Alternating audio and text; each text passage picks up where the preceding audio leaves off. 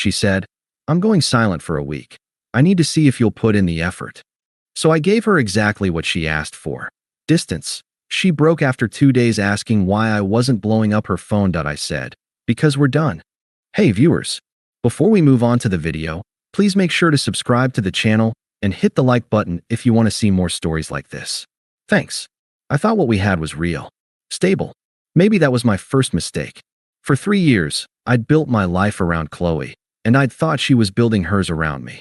I was the reliable one. The one who remembered her allergy medication, who learned how to make her grandmother's pasta recipe just to see her smile, who never once forgot the anniversary of our first date. It was a Tuesday evening, and I was chopping vegetables for a stir-fry, our usual midweek rotation. The apartment smelled of ginger and garlic, a familiar, comforting scent. Chloe was perched on a stool at the kitchen island, scrolling through her phone, her brow furrowed. The silence between us wasn't the comfortable kind. It was thick, charged with something I couldn't name. She'd been like this for days, a storm cloud in human form, giving one-word answers and sighing like the weight of the world was on her shoulders. Everything okay? I asked, wiping my hands on a towel.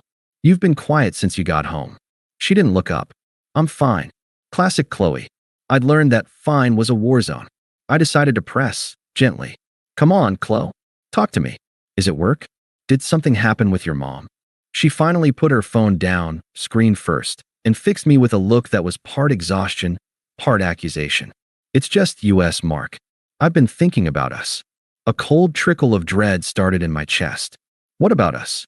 I kept my voice even, leaning against the counter. Do you ever feel like, I don't know, like we're just going through the motions?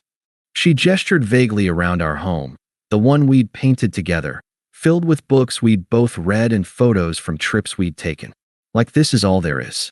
I blinked, completely thrown. What? No. This is our life. I love our life. And I meant it. The quiet nights, the shared jokes, the way her feet sought out mine under the covers in the middle of the night.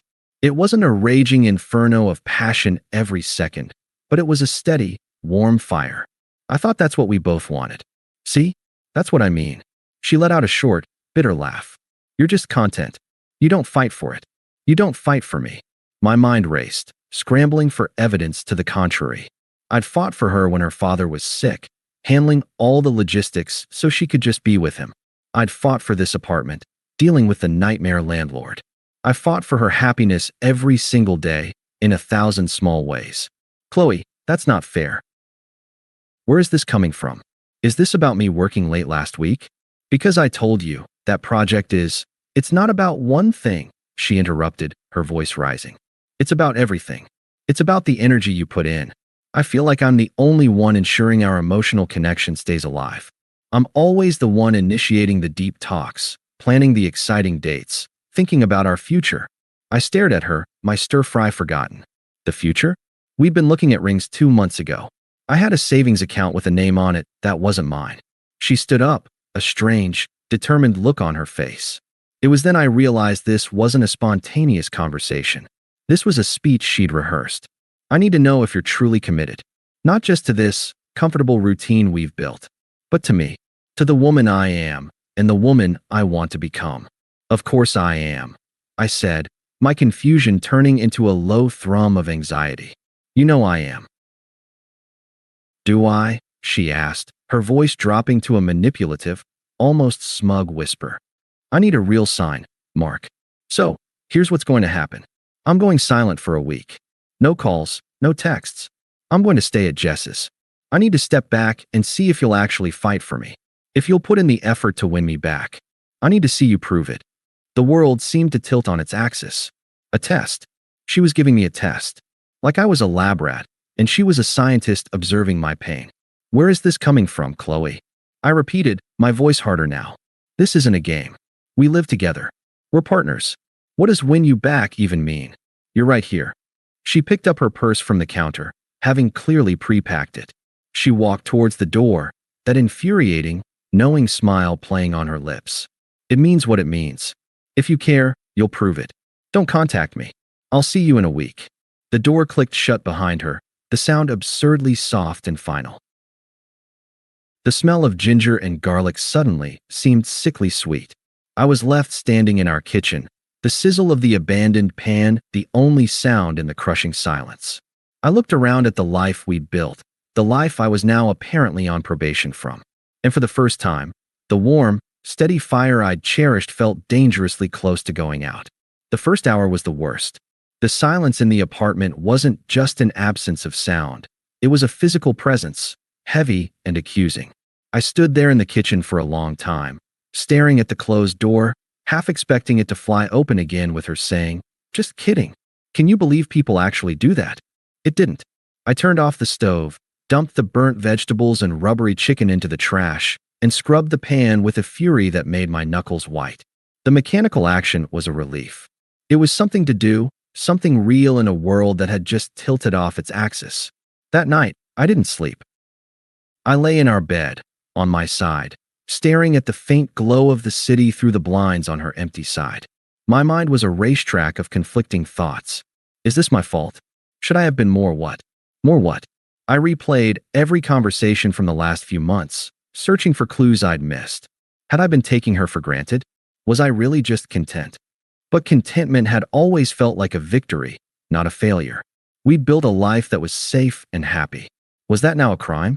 By morning, the confusion had begun to curdle into something else, a low, simmering anger. She hadn't come to me with a problem to solve together. She had issued a verdict and assigned me a role, the desperate supplicant.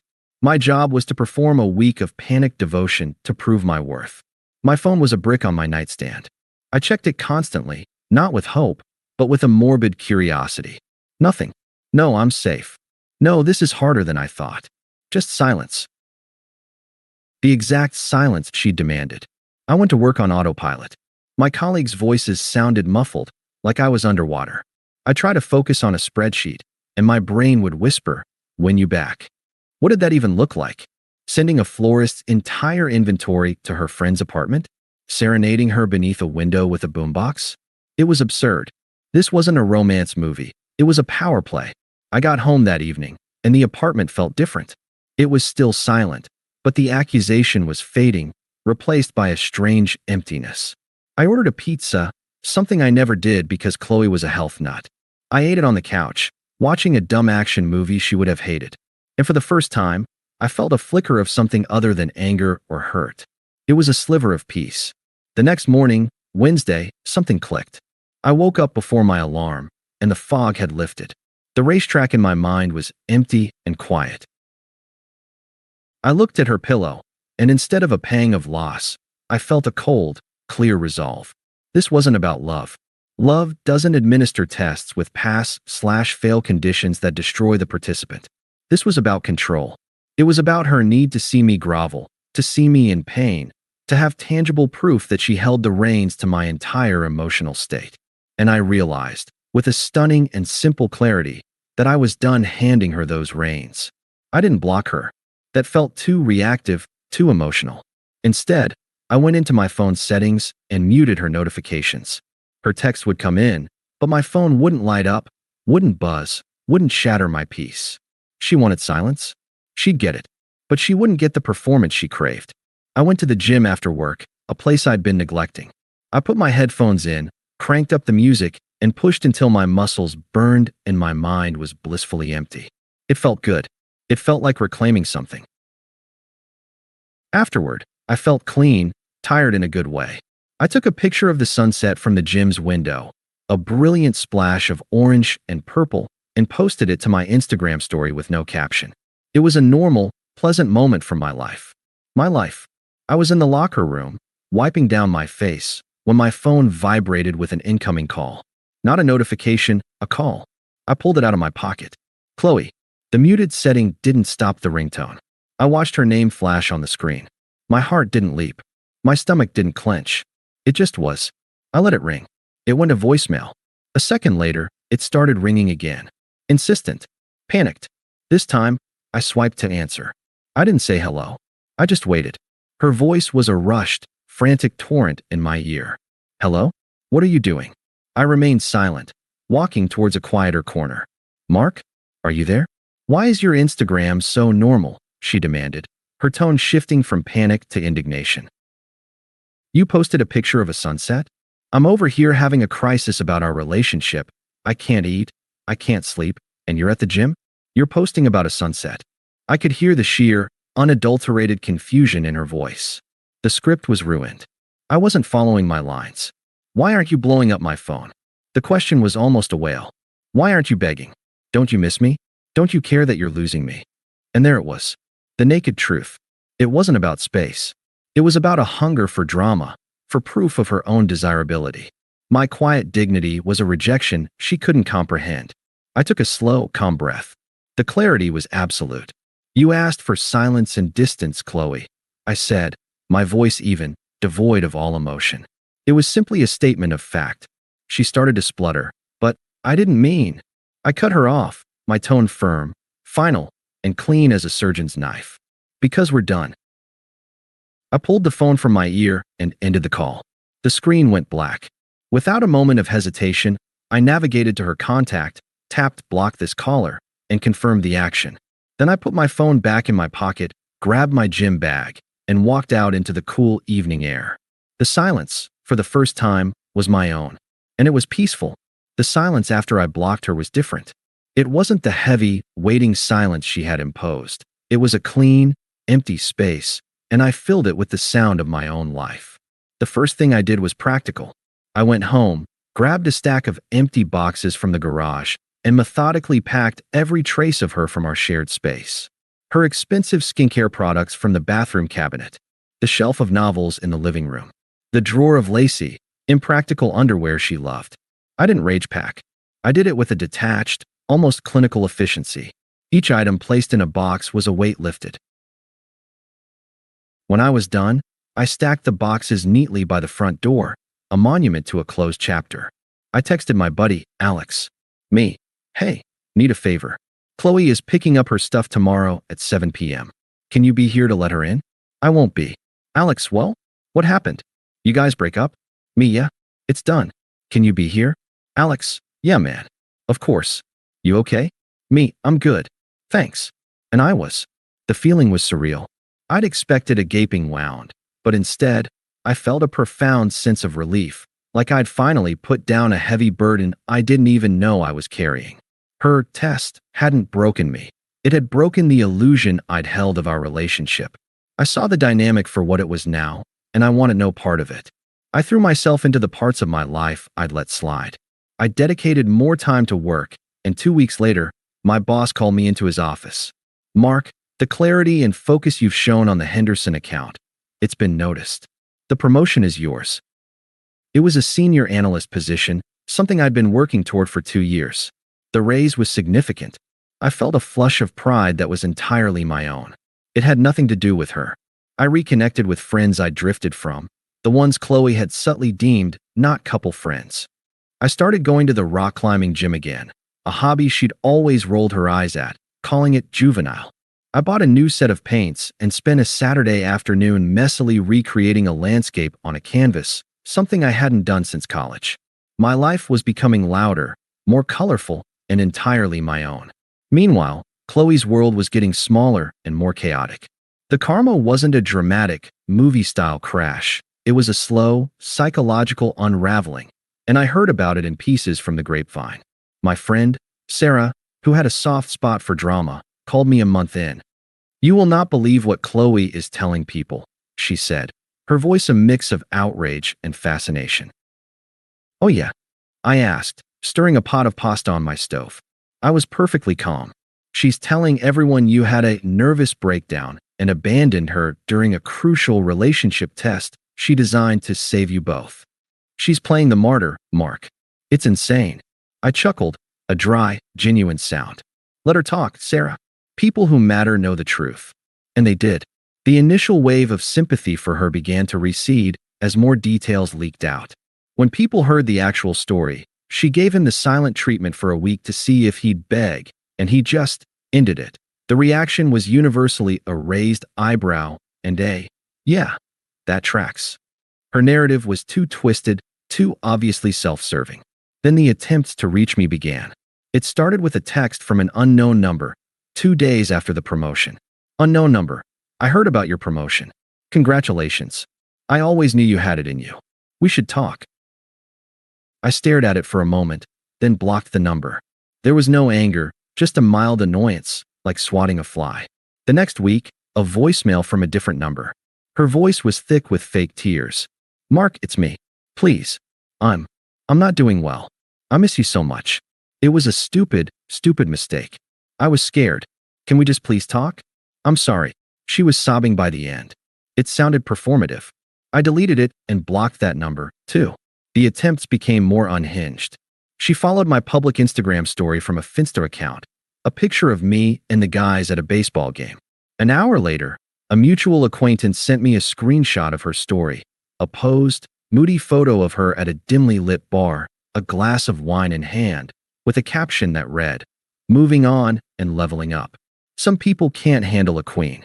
I actually laughed out loud. It was so transparent. She was trying to make me jealous, to provoke any reaction. She was throwing pebbles at a fortress, and the walls didn't even shudder.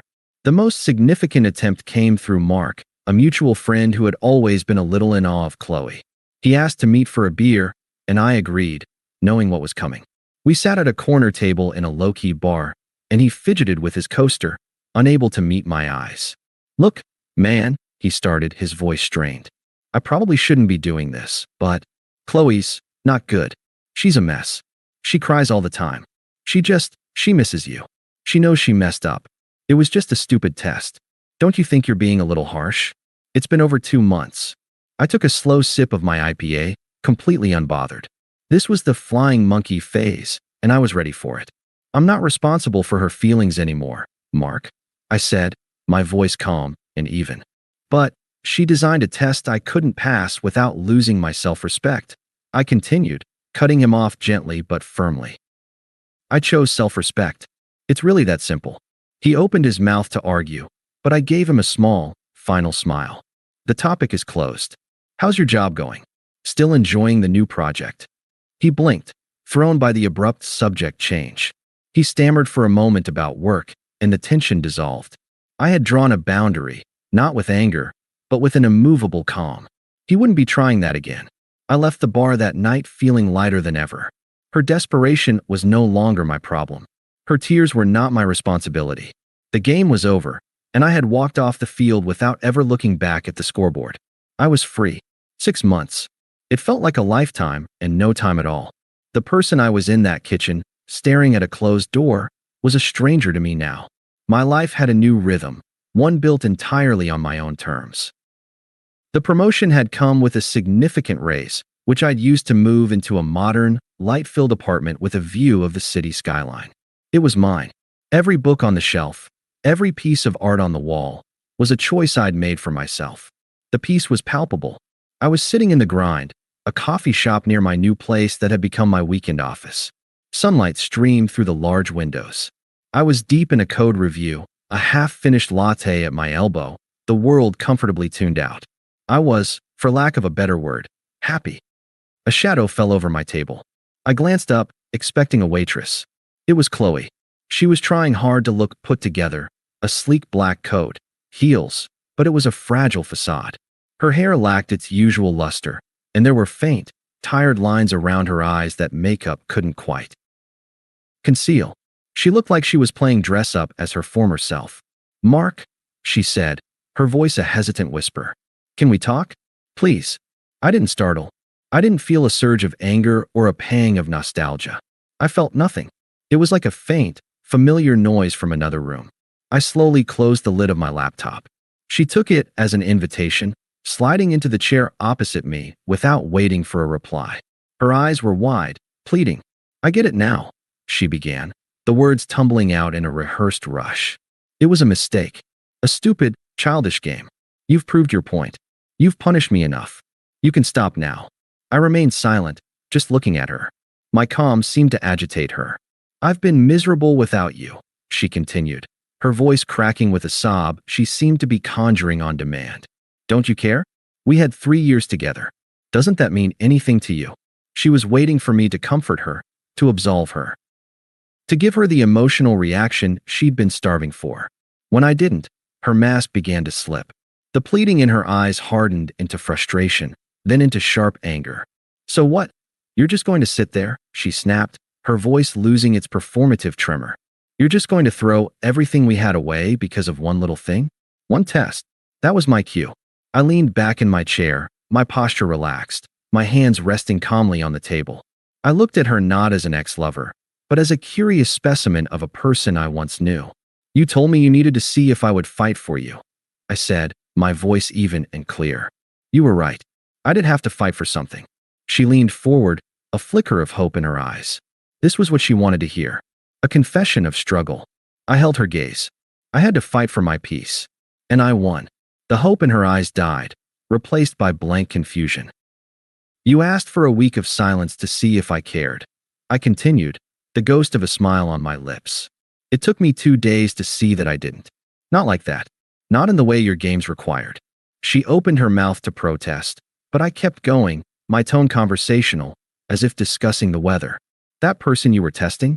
The one who would jump through your hoops and beg for your approval? He's gone. You made sure of that. And honestly, I owe you a thank you. Her face was a mask of stunned disbelief. A thank you. The silence was exactly what I needed to hear myself think again, I said, and it was the absolute truth. It was the best gift you ever gave me. I stood up, picking up my laptop and slipping it into my bag. I pulled a 20 from my wallet and placed it on the table to cover my coffee, and then some. The meeting was over. I hope you find whatever it is you're looking for, Chloe, I said, my tone final, devoid of any malice or lingering feeling. It was a simple, polite dismissal. But you need to understand, you will not find it with me. We are a closed chapter. Please don't try to read it again. I turned and walked towards the door. I didn't look back. I didn't need to. I could feel the weight of her stunned, furious silence behind me, but it was a weight that could no longer touch me. As I stepped out into the bright, crisp day, my phone buzzed in my pocket. I pulled it out. It was a text from Sarah, the friend who'd told me about Chloe's gossip.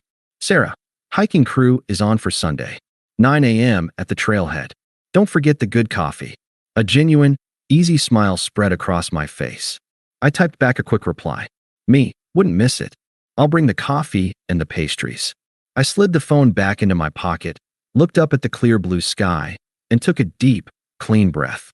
The coffee shop, the confrontation, the ghost of my past, it was already fading, irrelevant noise. My life, my real life, was waiting, and it was full. Thanks for watching. Make sure to subscribe to the channel and hit the like button. What do you think about this story? Share it in the comments.